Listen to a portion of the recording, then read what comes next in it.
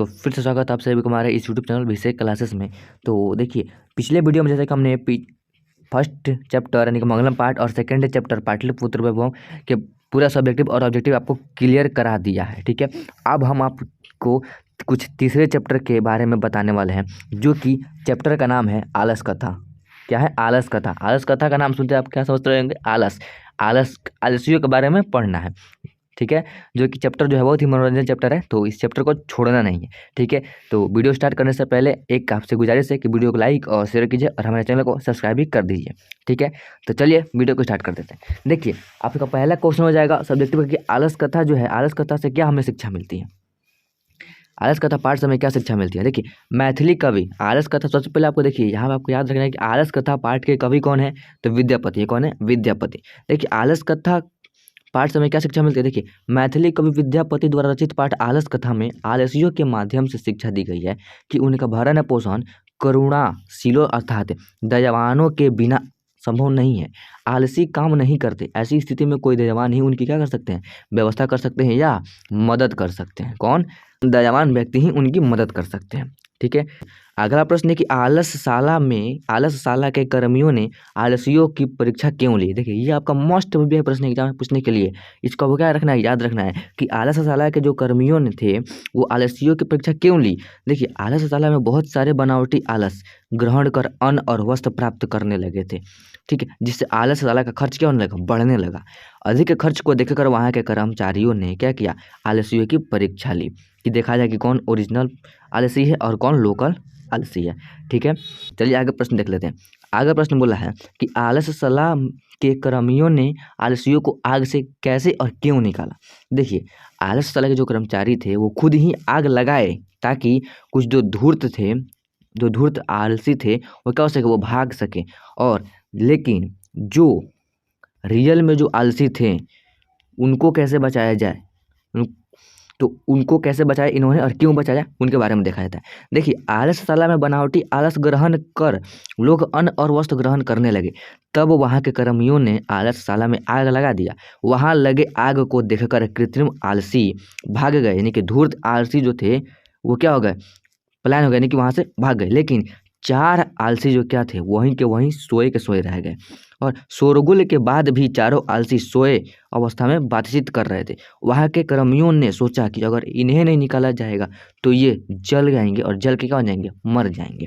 ठीक है, इसलिए आलसशाला के कर्मचारियों ने क्या किया? चारों आलसियों को उनके बाल या केस पकड़कर उन्हें क्या निकाला? घसीटते हुए बाहर निकाला। ठीक है, तो आई होप कि ये जो क्वेश्चन आपको समझ में आया होगा। तो ये भी आपका क्या है? मस्ट वीवीआई प्रश्न एग्जाम में पूछे जाने वाले हैं। ठीक है, तो आपको इस क्वेश्चन को याद रखना है। अगला प्रश्न बोला है कि आलसशाला में आग लगने पर क्या हुआ। देखिए, आलसशाला में जब आग लगाई गई तो उस समय क्या हुआ था? देखिए, आलसशाला में आग लगने पर सभी धूर्त आलसी क्या हो चुके? वहाँ से भाग गए। ठीक है, लेकिन 4 आलसी सोए हुए रह गए और आपस में बातें कर रहे थे। फैलती हुई आग को देखकर नियोगी पुरुष को दया आ गई। नियोगी पुरुष कौन थे? वहाँ के कर्मचारी को नियोगी पुरुष कहा गया है। उन लोगों ने सोचा कि अगर इन्हें नहीं निकाला गया तो वो जल जाएंगे। तब उन्होंने चारों आलसियों के बाल पकड़कर घिंचते हुए बाहर निकाल दिया। ये क्या है? आलसशाला में आग लगने पर क्या हुआ था? तो आलसशाला में आग लगने पर यही हुआ था। अगला प्रश्न देखते हैं क्या बोला है। अगला प्रश्न बोला है विद्यापति कौन थे। ये भी आपका मोस्ट में मोस्ट वीवीआई प्रश्न है। ठीक है, इसको आपको याद कर ही लेना है कि विद्यापति कौन थे, उन्होंने किस ग्रंथ की रचना की, पठित पाठ के आधार पर लिखे हैं। जब आपका 100% है कि इस साल जो है 2023 में 100% ये क्वेश्चन आने वाला है सब्जेक्टिव में, तो आपको 2 नंबर इसको छोड़ना नहीं है। आपको याद रखना है कि विद्यापति कौन थे, उन्होंने किस ग्रंथ की रचना की, पठित पाठ के आधार पर लिखे।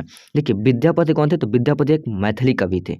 देखिए, आपके एग्जाम में पूछ सकते हैं ऑब्जेक्टिव में विद्यापति जो थे वो किस कवि के लेखक थे, तो मैथिली थे। कौन कवि थे? मैथिली कवि थे। तो इन्होंने जो है पुरुष परीक्षा नामक ग्रंथ की रचना की। देखिए, आपके एग्जाम में एक और ऑब्जेक्टिव आ सकता है कि विद्यापति ने किस पुस्तक की रचना की, तो परीक्षा नामक ग्रंथ की। किसकी? परीक्षा नामक ग्रंथ की। आपके एग्जाम में पूछ सकता है कि विद्यापति ने किस ग्रंथ की रचना की थी, तो किसकी की थी, तो पुरुष परीक्षा नामक ग्रंथ की रचना की थी।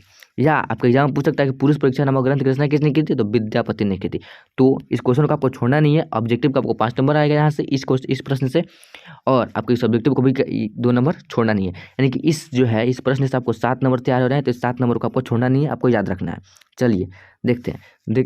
आगे बोला है कि संस्कृत भाषा में लिखित पुरुष परीक्षा में कथा रूप में अनेक मानवीय गुणों के महत्व का वर्णन है तथा दोष के निराकरण के लिए शिक्षा दी गई है। विद्यापति जो है लोकप्रिय मैथिली कवि थे।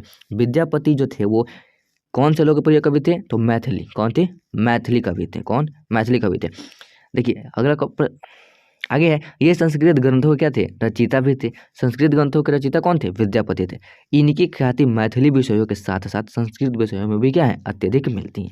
अगला क्वेश्चन है कि आलस कथा का क्या संदेश है अथवा आलस कथा पाठ में किस प्रकार की चर्चा की गई है? देखिए आपका आंसर है कि आलस कथा का संदेश है कि आलस्य क्या है? एक महान रोग है। जीवन में विकास के लिए व्यक्ति का कर्मठ होना क्या है? आवश्यक, अति आवश्यक है। आलस्य शरीर में रहने वाला महान शत्रु है जिससे अपना परिवार का और समाज का क्या हो सकता है? विनाश भी हो सकता है। अगला प्रश्न देखते हैं क्या बोला है।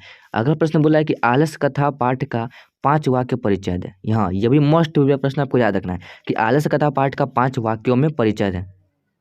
देखिए यह पाठ विद्यापति द्वारा रचित पुरुष परीक्षा नामक कथा ग्रंथ से संकलित एक उपदेशात्मक लघु कथा है। विद्यापति ने मैथिली, अवहट्ट तथा संस्कृत तीनों भाषाओं में ग्रंथ रचना की थी। पुरुष परीक्षा में धर्म, अर्थ, काम इत्यादि विषयों के संबंध जो है क्या मिलते हैं? अनेक मनोरंजन कथाएं दी गई हैं। आलस कथा में आलस्य के निवारण की प्रेरणा दी गई है। इस पाठ में संसार की विचित्र गतिविधि का भी परिचय मिलता है। देखिए अगला प्रश्न देखते हैं क्या बोला है। अगला प्रश्न बोला है कि जो चारों आलसी थे वो वार्तालाप में को अपने शब्दों में लिखे। जो चारों आलसी थे वो आपस में क्या बातचीत कर रहे थे उनके बातचीत को अपने शब्दों में लिखना है। ठीक है, तो देखिए आपको लिखना है, अपने शब्दों में लिखना है। देखिए आप कैसे लिख सकते हैं? लिखना है आपको, चारों आलसी जो थे निश्चय ही अपने आलसपन को सिद्ध कर रहे थे। एक ने मुंह ढककर कहा, अरे हल्ला कैसे, यानी कि यह हल्ला कैसा। दूसरे ने कहा, लगता है इस घर में आग लग गई है। तीसरे ने कहा, कोई धार्मिक व्यक्ति नहीं है जो पानी से भीगे वस्त्रों से ढक दे। चौथे ने कहा, कहाँ अरे वाचालो, कितनी बातें करते हो, चुपचाप क्यों नहीं रहते। तो यहाँ चारों का बात क्या हो गया? फाइनल नहीं, खत्म हो गया। तो ये जो है अपने मन से भी आप लिख सकते हैं।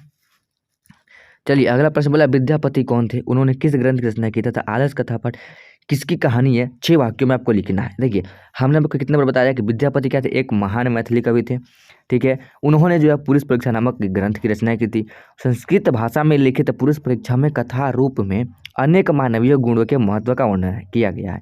देखिए दोष के निराकरण के लिए शिक्षा दी गई है। विद्यापति एक लोकप्रिय मैथिली कवि थे। यह संस्कृत ग्रंथों के भी रचयिता थे।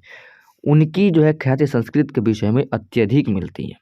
ठीक है, तो ये भी आपको जो है यहाँ पे लास्ट प्रश्न खत्म हो गया। तो देखिए यहाँ जो हमारा तीसरा लेसन जो है नहीं, आलस कथा पाठ भी क्या हो गया? हमारा समाप्त हो गया। देखिए पहला लेसन मंगलम पाठ, दूसरा लेसन पाटलिपुत्र वैभवम और तीसरा लेसन देखिए आपको आलस कथा। ये तीनों चैप्टर हम क्या किया? आपका फाइनल करा दिए। इसमें हमने आपको पूरा जो है ऑब्जेक्टिव सब्जेक्टिव सब हमने क्या किया? आपको क्लियर करा दिया। क्या किया? ऑब्जेक्टिव और सब्जेक्टिव जितने भी थे हमने क्या किया? आपके क्लियर करा दिए। तो देखिए अगर आई होप कि ये वीडियो आप लोगों को भी समझ में आया होगा। तो अगर वीडियो पसंद आए तो वीडियो को लाइक और शेयर कीजिए और हमारे चैनल को सब्सक्राइब कीजिए। मिलते हैं हम आपको फिर अगले वीडियो में। तब तक के लिए धन्यवाद।